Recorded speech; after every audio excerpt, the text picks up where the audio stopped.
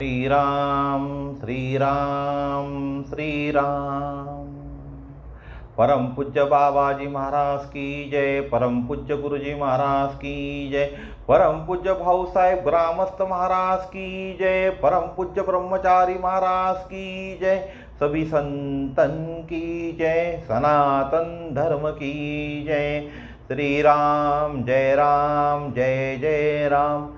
श्री राम जय जय राम।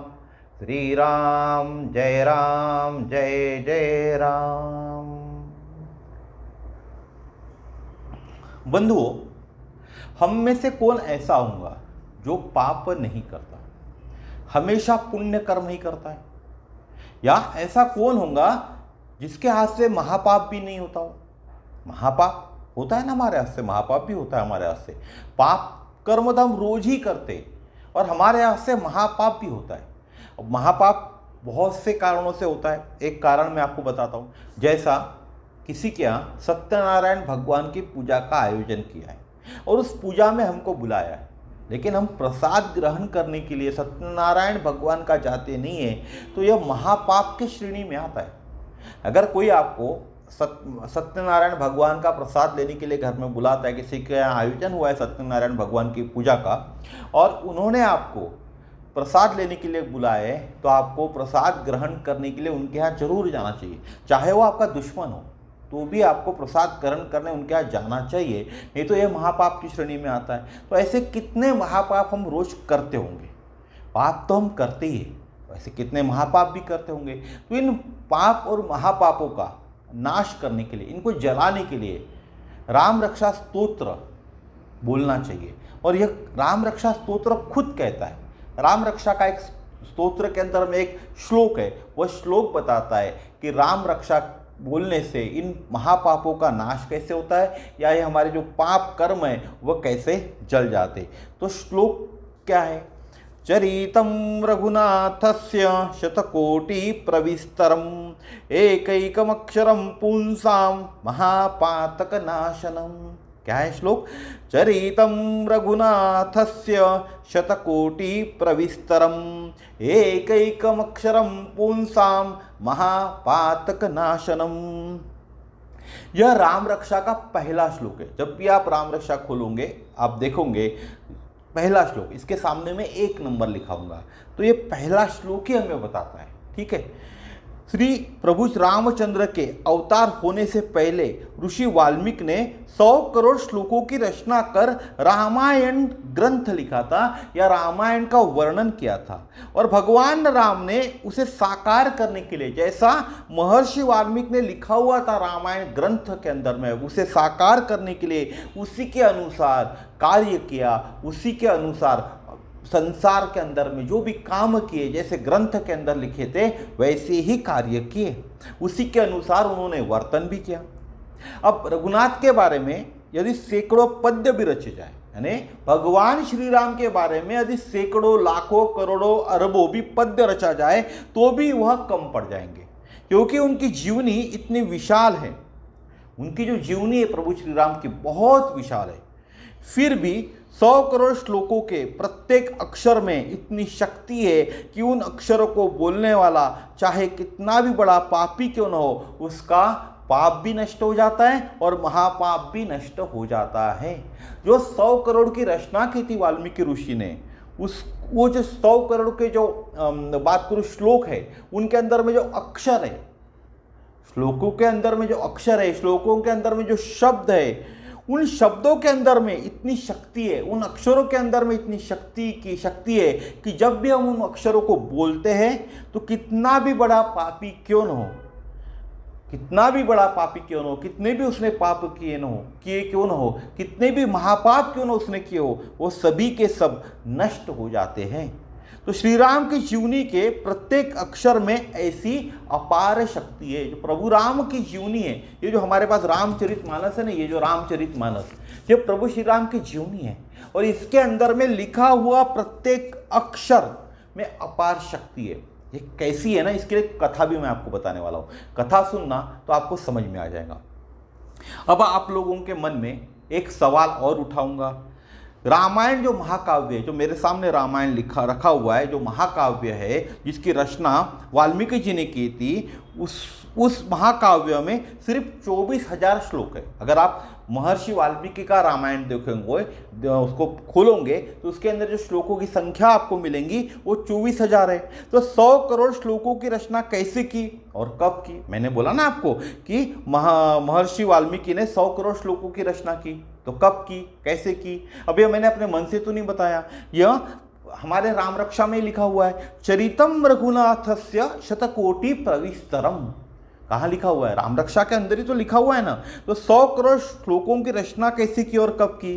तो इसका जवाब है रामायण के अंदर, जो रामायण का जो ग्रंथ है, ये जो हमारे पास रामायण का ग्रंथ है, इसके अंदर प्रभु जन्म से लेकर उनके राज्याभिषेक तक का वर्णन है। प्रभु का जो जन्म हुआ वहां से लेकर उनका जो राज्याभिषेक हुआ वहां तक का वर्णन है। लेकिन प्रभु ने उसके बाद भी कई वर्षों तक, 11,000 वर्षों तक राज्य किया, ऐसे मानते तो कई वर्षों तक राज्य किया। तो जैसे महर्षि वाल्मीकि ने उन 100 करोड़ श्लोकों में जैसा वर्णन करके रखा था प्रभु के 11,000 वर्ष का, 11,000 वर्ष जब तक धरती पे प्रभु रहे तो कैसा कैसा वर्णन प्रभु करेंगे वो सब लिख के रखा हुआ था, और वैसा ही आचरण प्रभु ने किया। इसीलिए 100 करोड़ जो श्लोकों की रचना है वह बात सत्य है ना। जब सिर्फ 24,000 करोड़ के अंदर में रामायण का हम तो प्रभु के जन्म से लेकर उनके राज्याभिषेक तक का ही पाठ कर रहे हैं ना, उतना ही हमको मालूम है। तो 100 करोड़ की रचना तो हुई होंगी ना, क्योंकि प्रभु ने तो 11,000 साल राज्य किया। अब जो मूलतः जो राम शब्द है, इसके प्रथम अक्षर राम में इतनी शक्ति है कि वह एक अक्षर पापों को जलाकर राख कर देता है।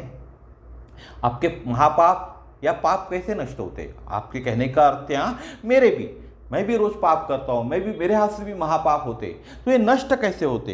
तो मूलतः जो राम शब्द का हम उच्चारण करते हैं, राम राम राम राम राम, तो राम शब्द के अंदर में जो रा अक्षर है, इसमें इतनी शक्ति है कि यह एक अक्षर पापों को जलाकर राख कर देता है। क्योंकि जो राम शब्द है उसका बीज मंत्र क्या है? रम। मैंने बीज मंत्र के ऊपर में आपको बताया था मूलाधार चक्र, वीडियो देख लेना, आपने देखा नहीं होगा तो मूलाधार चक्र कैसे जागृत होता है। तो रा शब्द का जो बीज मंत्र है रम है, और रम बीज का जो तत्व है वह कौन है? अग्नि है, स्वयं अग्निदेव है। रम बीज का जो तत्व है स्वयं अग्निदेव है, और अग्निदेव को हम इन नंगी आंखों से देख सकते हैं, इसीलिए हमें यज्ञ करना चाहिए। जो भगवान को हम देख सकते हैं इन नंगी आंखों से, एक कौन है? अग्निदेव है, दूसरे कौन है? सूर्य भगवान। इसलिए सूर्य भगवान की भी उपासना हमें करनी चाहिए और अग्नि की भी उपासना हमें करनी चाहिए। इसीलिए अग्नि का जो गुण होता है, किसी भी चीज उसके संपर्क में आती है तो वह जलकर राख हो जाती है। यह किसका गुण है? अग्नि का गुण है। इसीलिए जब हमारे पाप, जब हम राम रक्षा बोलते हैं तो राम रक्षा बोलने से हमारे जो पाप है, जो महापाप है, वह अग्नि के संपर्क में आ जाते हैं और उनका नाश हो जाता है। इसीलिए क्या कहा जाता है? एकैकम अक्षरम पुंसाम महापातक नाशनम। क्या कहा जाता है? एकैकम अक्षरम पुंसाम महापातक नाशनम। अब श्री राम का या रघुनाथ का चरित्र करोड़ों रूपों में विस्तृत है। अगर आप देखोगे, हर एक ग्रंथ उठाकर देखोगे, हर एक ग्रंथ के अंदर में आपको प्रभु श्री राम का चरित्र मिलेगा, तो करोड़ों रूपों के अंदर में विस्तृत पड़ा हुआ है, और उसका प्रत्येक अक्षर मनुष्य के महान से महान पापों को नष्ट करने वाला है। जो प्रभु श्री राम का जो चरित्र है, अगर हम रामचरितमानस की भी बात कर लेना, तो इसके अंदर का जो भी अक्षर है, प्रत्येक अक्षर मनुष्य के महान से महान पाप, यहां महान से महान पाप का उल्लेख कर रहा हूं मैं आपको बताने के लिए। पाप भी तो महान करते हैं ना हम, इसीलिए महान से महान पाप को नष्ट करने वाला है। यह श्लोक बताता है, कौन सा श्लोक? चरितम रघुनाथस्य शतकोटि प्रविस्तरम एकैकम अक्षरम पुंसाम महापातक नाशनम। श्री राम का चरित्र केवल एक कथा नहीं है, बल्कि वह इतना विशाल और गूढ़ है कि उसका कोई अंत ही नहीं है। यह श्लोक बताता है। यह शतकोटि प्रविस्तरम है, अर्थात करोड़ों तरीके से विस्तृत। शतकोटि प्रविस्तरम का और एक अर्थ होता है करोड़ों तरीके से विस्तृत है, करोड़ों तरीके से इसको बताया गया है। यह विभिन्न दृष्टिकोण से, विभिन्न युगों और भक्ति की दृष्टि से अलग अलग रूपों में व्यक्त होता है। हर एक युग में भक्तों के दृष्टि के हिसाब से इसको अलग अलग रूपों में व्यक्त किया गया है। फिर कहा गया है, यदि कोई भक्त रामचरित, जैसे ये रामचरित है या रामायण है या रामचरित मानस है, इनका पाठ करता है तो उसका हर अक्षर भी इतना प्रभावशाली है कि वह महापातक यानी घोर पाप का भी नाश कर देता है। ये जो रामचरित मानस है, इसके अंदर अगर हम पहला पेज खोलते हैं तो जैसा श्री हरि लिखा हुआ है, इसके बाद निवेदन लिखा हुआ है, फिर क्या लिखा हुआ है, श्री रामचरित मानस का स्थान, ठीक है ना। ये जो भी शब्द इसके अंदर में लिखे हुए हैं और इसका जो पाठ करता है, इसके अंदर शब्द ही लिखे हुए हैं, इन शब्दों का जो पाठ करता है तो एक अक्षर बनता है। वो अक्षर इतना प्रभावशाली है कि वो महापातक यानी घोर पापों का भी नाश कर देता है। और यह रामचरित के अक्षरों की नहीं बल्कि उसमें समाहित श्री राम के नाम, गुण, लीला और आदर्शों की महिमा है। ये जो रामचरित लिखा गया हुआ है, इसके अंदर जो अक्षर गूंदे हुए ना, उसकी यह महिमा नहीं है। रामचरित मानस हो गया, रामायण हो गया, इसके अंदर जो अक्षर गूंदे हुए हैं ना, उसकी यह महिमा नहीं है। उन अक्षरों के अंदर में किसका चरित्र समाहित है? प्रभु श्री राम का। प्रभु श्री राम का नाम है उस अक्षरों के अंदर में, उनके गुण है, उनकी लीला है, उनके आदर्श है, उसी की ये महिमा है। उसी के कारण हमारे महापाप यानी घोर पाप भी नाश हो जाता है। अब भगवान श्री राम के चरित्र को पढ़ना, सुनना और मनन करना केवल ज्ञान नहीं बल्कि आत्मशुद्धि का भी मार्ग है। अगर हमें आत्म की शुद्धि करनी, हमारे आत्मशुद्धि यानी हमारी आत्मा की जो शुद्धि करना है, तो हमें क्या करना चाहिए? भगवान श्री राम के चरित्र को पढ़ना चाहिए, उनको सुनना चाहिए। अगर आपको पढ़ते नहीं आता ना तो आप सुनिए, उसका मनन तो करिए। यह केवल ज्ञान नहीं है, यह हमारे आत्मशुद्धि का मार्ग भी है। इसका प्रत्येक भाग, हर श्लोक, हर शब्द, एक एक अक्षर पवित्र और कल्याणकारी है। जो रामचरितमानस है, रामायण है, राम रक्षा है, इसका प्रत्येक भाग, हर एक श्लोक, हर एक शब्द, एक एक अक्षर पवित्र और कल्याणकारी है। इसके ऊपर में एक दोहा भी है, कोटि कथा रघुनाथ की अगम अगाध अपार, एक अक्षर जपेत जो तजे पाप भरी भार, राम नाम उरधारी जे सुने चरितर अनुराग, तिनके कवन विपत्ति फिरे मिटे सकल कलिदाग। बहुत सुंदर दोहा है। इसका अर्थ क्या होता है? ये दोहा है, इसका अर्थ क्या होता है? कोटियों में फैली श्री राम की कथा इतनी गूढ़ और अपार है कि उसका कोई पार नहीं। उसमें से कोई एक अक्षर भी यदि श्रद्धा से जपा जाए, उसमें से कोई एक अक्षर भी अगर श्रद्धा से जपा जाए तो मनुष्य के भारी से भारी पाप भी मिट जाते। जो राम का नाम हृदय में धारण करके उनके चरित्र को प्रेम से सुनते, उनके जीवन में कोई भी बाधा, पाप या कलयुग की कलुषता ठहर नहीं पाती। इतना अच्छा ये रामचरितमानस है, इतना अच्छा राम रक्षा है, लेकिन हम पढ़ने की चेष्टा ही नहीं करते। अब राम नाम के अक्षर की महिमा क्या है, शक्ति क्या है, एक कथा के द्वारा आपको बताता हूँ, ताकि आप भी कम से कम एक अक्षर, ये रामचरितमानस की किताब खरीद के लाइए, बहुत महंगी नहीं है, 350-400 में आ जाएंगे आपको। और रोज सिर्फ एक अक्षर पढ़ने को ज़्यादा समय नहीं लगेगा आपको, एक अक्षर ही पढ़ना चालू कीजिए। क्यों पढ़ना चालू कीजिए? इस कथा के माध्यम से आपको समझाता हूँ। बहुत समय पहले की बात है, काशी नगरी में हरिदास नामक एक वृद्ध ब्राह्मण रहते थे। वे अत्यंत पुण्यात्मा थे, किंतु उनके पुत्र जिनका नाम मोहन था, वह बिल्कुल विपरीत स्वभाव के थे, पिता के विपरीत स्वभाव के थे। अहंकारी थे, आलसी थे और अधर्मी थे। पिता कैसे थे? पुण्यात्मा था। पिता तो पुण्यात्मा थे, लेकिन पुत्र कैसा था? अहंकारी था, आलसी था और अधर्मी था। मोहन जुआ, मद्य, चोरी और मिथ्याचार में लिप्त था। पिता ने बहुत समझाया पर वह न सुधरा। पिता ने अपने पुत्र को बहुत समझाया, लेकिन उनका पुत्र नहीं सुधरा। हरिदास प्रतिदिन प्रातःकाल रामचरितमानस का पाठ करते थे। एक दिन उन्होंने अपने अंत समय को निकट पाया। अब रामचरित का मानस का पाठ करते तो हमें आभास तो हो ही जाता है। हम रामचरितमानस का पाठ नहीं भी करें, किसी भगवान का भी नाम न लेना, तो भी हमारा जब अंत समय आ जाएगा ना, तो हमें उसका आभास हो जाता है कि हमारा अंत समय आ चुका है। इसका आभास हमें हो जाता है। तो एक दिन उन्होंने अपने अंत समय को निकट पाया और अपने पुत्र मोहन को बुलाकर कहा, बेटा तू भले ही रामचरितमानस न पढ़ सका, पर एक विनती है। क्या कहते बेटे को, बेटा भले ही तू रामचरितमानस नहीं पढ़ पाया, पर एक विनती है, मेरे बाद इन हर दिन कम से कम एक अक्षर रामचरितमानस से पढ़ लेना। मैं जब इस दुनिया में नहीं रहूंगा, मेरे बाद एक दिन, यानी हर दिन, एक दिन का मतलब यहाँ हर दिन कम से कम एक अक्षर रामचरितमानस का पढ़ लेना।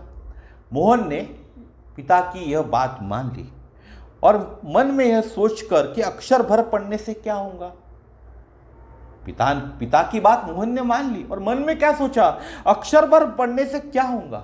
मन में क्या सोच रहा है मोहन, सिर्फ अक्षर भर पढ़ने से क्या होगा। पिता के देहांत के बाद मोहन हर दिन रामचरितमानस की पोथी खोलता और केवल एक अक्षर पढ़ता, जैसे र श ह, और फिर बंद कर देता। ऐसी पोथी खोली, क्या पढ़ा, र श ह, रोज एक अक्षर पढ़ता, और ऐसी खोली एक अक्षर पढ़ा और बंद कर दी। ऐसा मोहन रोज करता।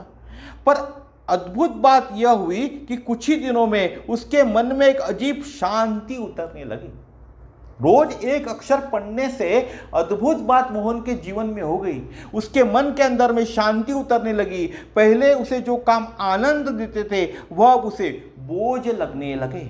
पहले जो काम उसे आनंद देते थे, जैसा जुआ हो गया, मद्य हो गई, चोरी हो गई, मिथ्याचार हो गया, इसमें उसको आनंद होता था, लेकिन अब उसे वह काम कैसे लगने लगे, बोझ लगने लगे। रामचरित के उस एक एक अक्षर ने उसकी आत्मा को भीतर से जागृत करना शुरू कर दिया और कुछ ही महीने में उसके सारे दुर्गुण छोड़ दिए। कुछ ही महीने में मोहन ने अपने सारे दुर्गुण छोड़ दिए। वह मंदिर जाने लगा, रामचरित पढ़ने में रुचि लेने लगा और पिता की तरह जीवन व्यतीत करने लगा। एक दिन उसके सपने में अपने पिता को देखा। एक दिन मोहन ने अपने सपने में उसके पिता को देखा, जो आकाशीय रूप में क्या कह रहे थे, बेटा तुझे केवल एक अक्षर पढ़ने को कहा था, क्योंकि रामचरित का एक एक अक्षर महापातक नाशक है। क्या कहते पिता स्वप्न में आकर अपने बेटे से, बेटा तुझे केवल एक अक्षर पढ़ने को कहा था, क्योंकि रामचरित का एक एक अक्षर महापातक नाशक है। तूने उसे किया, इसीलिए भगवान राम ने तेरे अंतःकरण को शुद्ध कर दिया। जैसा मैंने तुझे कहा था वैसा तूने किया, इसीलिए प्रभु श्री राम ने तेरे अंतःकरण को क्या कर दिया, शुद्ध कर दिया। ये जो मैंने कथा बताई ना आपको, इस कथा से हमें क्या सीखने मिला। रामचरित षटकोटि रूपों में फैला हुआ है। जो रामचरित है, रामचरितमानस है, राम रक्षा है, वो कैसी है, शतकोटि रूपों में फैला हुआ है और उसकी गहराई को मापा नहीं जा सकता। रामचरित के गहराई को हम नाप नहीं सकते। हर एक अक्षर जब श्रद्धा से पढ़ा जाए तो वह मनुष्य को पापों से मुक्त करके जीवन को दिशा भी दे सकता है।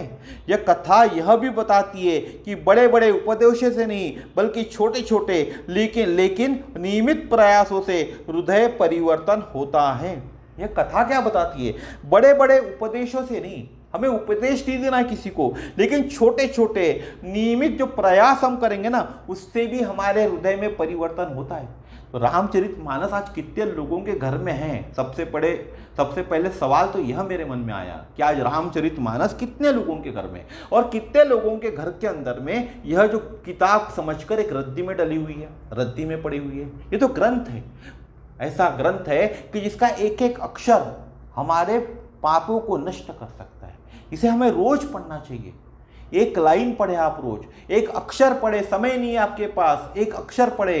अगर आपके पास एक वाक्य भी बोलने का समय नहीं है ना, सिर्फ इसके अंदर का पहला अक्षर पढ़े आप रोज, देखिए जीवन में क्या परिवर्तन आता है। यह रामचरित का जादू है, पढ़ के तो देखिए।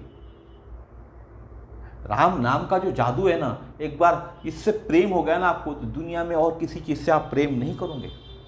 अब आज से ही हमें क्या करना है, रामचरित को पढ़ो, भले ही एक शब्द से शुरू करो लेकिन भक्ति और श्रद्धा से, और फिर देखो कैसे एक एक अक्षरम पुंसाम महापातक नाशनम सत्य होकर तुम्हारे जीवन को रूपांतरित करता है।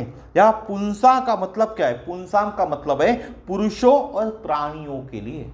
क्या बोलते हैं हम? एक एक अक्षरम पुंसाम महापातक नाशनम।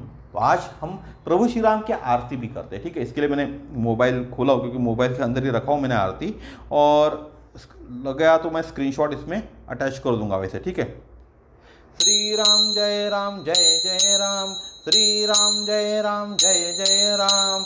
आरती ओवाळू पाहू सुंदर मेघ श्याम, टणक कराचे ठाण करी धनुष्य बाण, हाती धनुष्य बाण, मारुती उभा पुढे कर जोडून।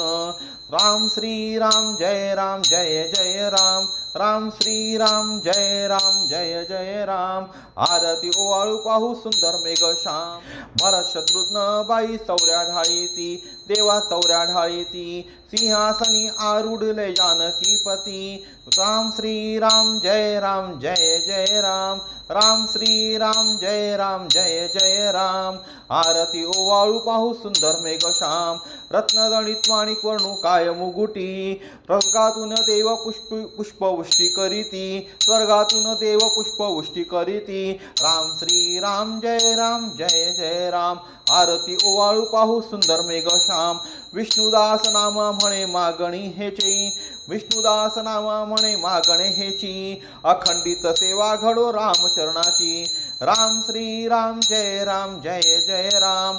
आरती ओवाळू पाहू सुंदर मेघ श्याम, राम श्री राम जय जय राम। आरती ओवाळू पाहू सुंदर मेघ श्याम, श्री राम जय जय राम।